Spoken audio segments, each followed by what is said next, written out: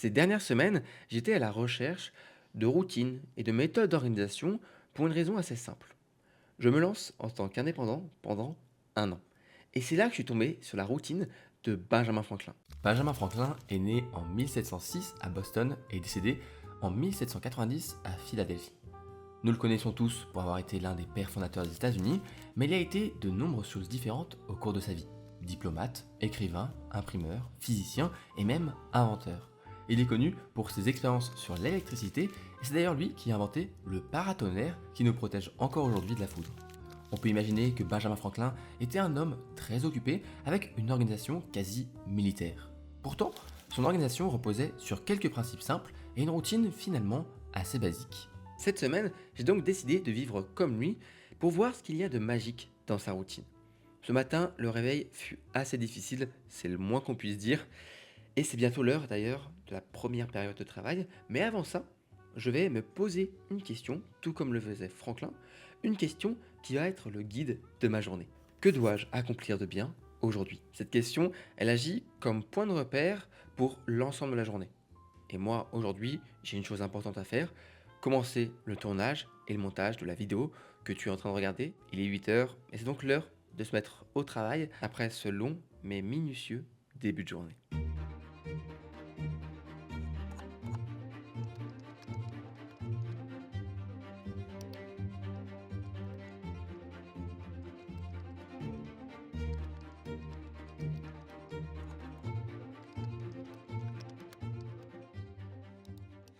Comme tu peux le voir, Benjamin Franklin passait 4 heures chaque matin à travailler sur les tâches les plus importantes. Il faisait ce que l'on appelle aujourd'hui du deep work ou en français du travail en profondeur. Le terme a été popularisé par l'auteur Cole Newport dans son livre intitulé simplement Deep Work. L'idée fondamentale du livre peut se résumer en ce que l'auteur appelle l'équation de la productivité. Travail de haute qualité égale temps fois intensité de la concentration. On pourrait revenir sur l'équation et ce que l'on pourrait ajouter, mais l'idée centrale, c'est que pour être efficace dans notre travail, peu importe la tâche, nous devons rester concentrés au maximum, et ce pour une durée assez longue pour atteindre le flow. Le flow, c'est un concept qui a été aussi popularisé par un auteur dont je ne prononcerai pas le nom pour éviter toute peine avec mon accent, et en fait, c'est un état de concentration intense dans lequel notre perception du temps est différente. Tu travailles, mais sans avoir l'impression de travailler, et ce pendant plusieurs heures. C'est lorsque tu es dans cet état de flow que tu délivres tes meilleures performances, que ce soit sur une tâche comme de l'écriture ou même jouer un match important d'un sport. Pour être honnête avec toi, je trouve qu'avec cette routine, on passe un peu par toutes les phases. Au début, on se dit, ouah, 5 heures c'est trop tôt, c'est dur. Puis après, vers 8 heures, 9 heures, quand on a un petit peu commencé notre journée, on se dit, waouh, j'ai déjà fait plein de choses et il est que 8 heures ou 9 heures. Puis après, tu essayes de rester concentré pendant 4 heures d'affilée dans cet état de flow et tu te rends compte à quel point c'est difficile. Donc moi, j'ai préféré faire des sessions Pomodoro un peu longues, ça veut dire que je faisais 50 minutes de travail, puis 10 minutes de pause, et là, je trouve que ça se fait bien, et du coup en 4 heures, j'ai été très productif. Là, il est midi passé, c'est donc l'heure de la pause, pour se reposer, pour manger, avant de réattaquer à 14 heures.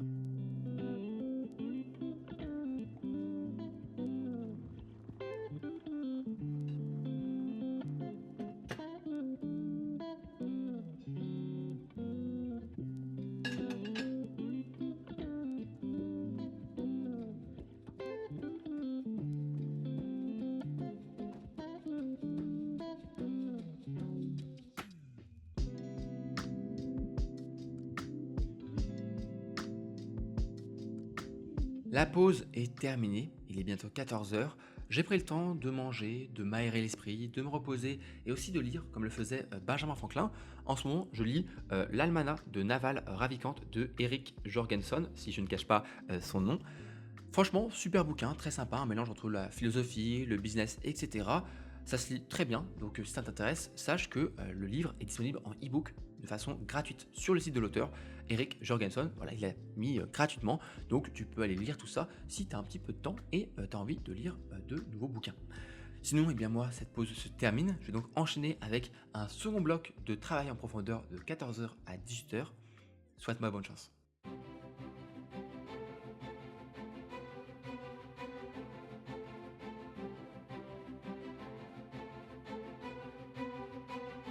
Je suis en train de monter la vidéo que tu es en train de regarder en ce moment même. et ça va. J'arrive à avancer, mais je sens que je commence un peu à fatiguer, c'était à prévoir. Donc au lieu de ne rien faire, je vais faire, comme Benjamin Franklin, quelque chose de plus créatif. Je vais prendre ma caméra, mon sac et je vais aller dehors, au parc à côté, pour aller tourner quelques vidéos. Ça me fera du bien et ce sera quand même productif.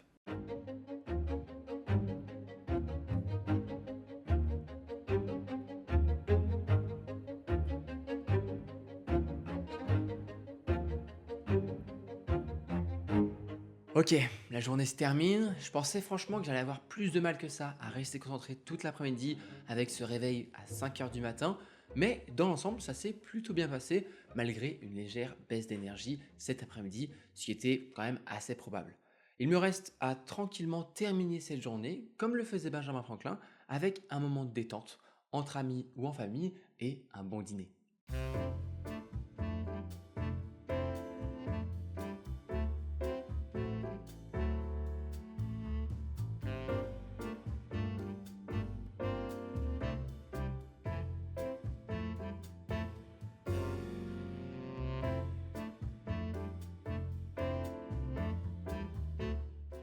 C'est la fin de la journée, j'ai besoin de me reposer. Là, je commence à sentir le réveil à 5 heures du matin. Mais juste avant d'aller me coucher, je vais faire le bilan de la journée, tout comme le faisait Benjamin Franklin, en me posant une seconde question. Qu'ai-je accompli de bien aujourd'hui? Moi, ce que j'ai accompli aujourd'hui, c'est d'avoir démarré ce défi et d'avoir commencé à tourner cette vidéo. Cette seconde question, elle va de pair avec la première que je me suis posée ce matin, et ensemble, elles constituent la clé de voûte de l'ensemble du système.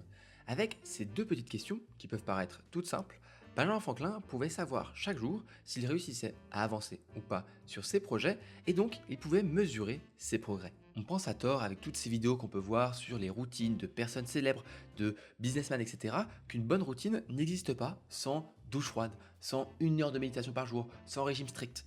Mais en fait, on peut se rendre compte que la meilleure routine qui existe, c'est pas ça. La meilleure routine, c'est celle que tu aimes suivre chaque jour. La meilleure routine, c'est celle qui fonctionne pour toi. Et parfois, une routine aussi simple que celle de Benjamin Franklin, ça fonctionne très bien. Bref, c'est la fin de la journée, moi je vais aller dormir, j'en ai besoin. Mais je pense que ça va être vraiment une bonne semaine, je vais bien travailler, je vais bien avancer sur mes projets. On se voit dans quelques jours pour en reparler.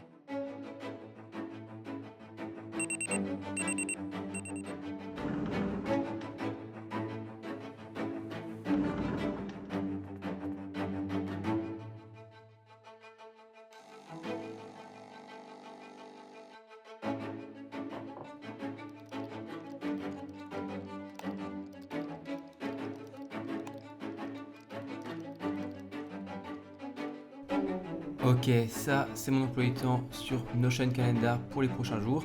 5h, 22h comme tu peux le voir tous les jours. Allez, on enchaîne, ça va le faire. Ok, ça fait plusieurs jours que je suis la routine de Benjamin Franklin et au début, je pensais qu'elle était géniale, je la trouvais vraiment parfaite, mais je me suis trompé sur une chose. Se lever à 5 heures du matin, c'est vraiment dur. Mais le plus difficile, c'est surtout se coucher et s'endormir à 22 heures. Déjà que d'habitude, il me faut au moins 8 heures de sommeil pour être en pleine forme. Là, j'ai du mal à avoir 7 heures chaque nuit et je commence à le ressentir. C'est marrant parce que je le savais que lorsqu'on parle de productivité, l'un des facteurs les plus importants, c'était le sommeil. Mais là, vraiment, je m'en rends compte à quel point c'est crucial. C'est simple, si tu manques de sommeil, peu importe si tu t'organises avec une méthode de fou, une méthode en béton, peu importe si tu suis une routine matinale qui est exceptionnelle, peu importe si tu priorises les tâches de la bonne façon, tu seras toujours moins productif, moins efficace que si tu as fait une bonne nuit de sommeil. Le sommeil fait partie des 3 piliers de l'énergie avec l'alimentation et l'activité physique. Et je peux te dire après plusieurs jours que la routine de Benjamin Franklin, de nos jours, elle n'est pas facile à suivre. En fait, le truc, c'est qu'à 22 heures, nous, on a l'électricité, les écrans, les téléphones. On a donc plein de choses qu'on peut faire pour rester éveillé. Benjamin Franklin, à son époque, à 22 heures, la meilleure chose à faire, c'était de dormir. C'était donc plus simple. Nous, aujourd'hui, c'est plus compliqué. Je vais essayer de continuer de tenir le rythme pour les prochains jours pour terminer ce défi, mais c'est clair que ça devient de plus en plus difficile d'être productif et concentré pendant les blocs de travail, surtout celui de l'après-midi quand on manque de sommeil. Mais bon, je vais tenir le coup. Ça y est, c'est le dernier jour du défi et pour être tout à fait honnête, c'était vraiment pas facile à suivre. Surtout ces derniers jours qui ont été vraiment montés pour moi avec par exemple un pitch devant plus de 80 personnes, mais ça, je te le raconterai une prochaine fois. C'était pas facile à suivre, mais j'ai rarement autant avancé sur l'ensemble des projets que ces derniers jours.